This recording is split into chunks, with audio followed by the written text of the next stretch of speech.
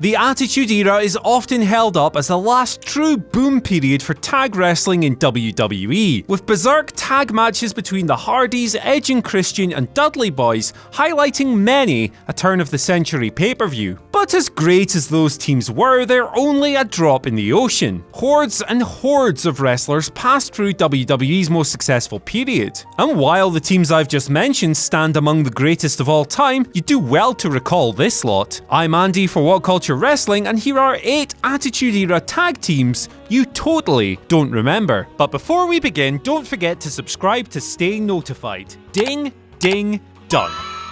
Number 8. Skull and 8-Ball. These days, the oh-so-slightly problematic Ron and Don Harris are better known for trying to buy TNA in 2016, rather than anything they accomplished in the wrestling ring, and understandably so, they kinda sucked. They had a few ill-fated WWE runs over the years, with their spell as Skull and 8-Ball their most famous, but still totally forgettable. Forming part of the DOA biker gang during the ghastly Gang Wars period, Skull and 8-Ball accomplished little, and they were gone by 1999. Number 7. Rikishi and Haku. You'll know Rikishi is that dancing big lad in a bindi and the recipient of the worst heel turn in WWE history, and Haku is the hardest bastard ever, but their tag team was too short-lived to be memorable. Haku returned in the 2001 Royal Rumble. Pairing him with Rikishi was WWE's solution when Mr. Fatu's solo heel run went south, and they did feud with Kane and Undertaker for a while, but then Rikishi got himself injured. They never reunited, and Haku spent the rest of his days hanging out on Sunday Night Heat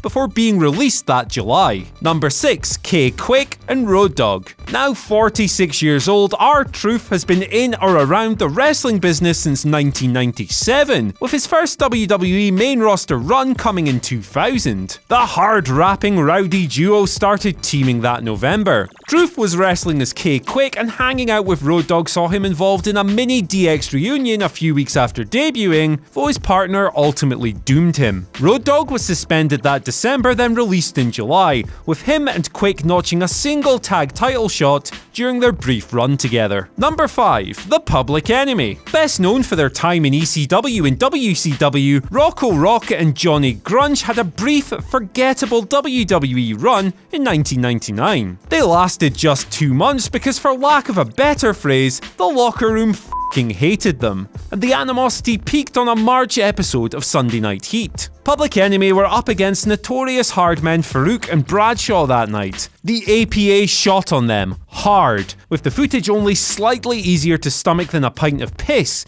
and unsurprisingly, they were released a few weeks later. Number 4. Big Boss Man and Bull Buchanan. That former Truth Commission man Recon debuted his Bull Buchanan persona on Sunday Night Heat didn't bode well for his long-term prospects, but he was with WWE from 1997 to 2003 and started teaming with Bossman in 2000. They were together for just under 3 months, with Bull sporting a SWAT-style uniform similar to his partner, but they gained little traction in the division. Buchanan would later find greater success as part of the Right to Censor. He eventually became WWE champion alongside the Good Father and had a spell as John Cena's sidekick B2 before his 2003 release. Number 3. Lowdown. D'Lo Brown was always an underrated mid-card presence, but outside of his European and IC title runs, he spent much of his WWE career farting around in pointless tag teams. The most pointless of which was his union with Chaz, the former headbanger Mosh, which also featured Tiger Ali Singh as manager for some reason. They soon took on Tiger's gimmick and started dressing themselves in traditional Sikh attire for God knows what reason, and spent most of their time fanning around on Heat and Metal before splitting just 6 months after coming together. Number 2. Kevin Quinn and Brian Christopher. A former tag partner of current Ring of Honor veteran Christopher Daniels, Kevin Quinn never accomplished much in WWE, but he was used by the company a few times in 1998. He found himself teaming with Brian Christopher when the future Grandmaster Sexy's partner, Scott Taylor, was struck down by injury,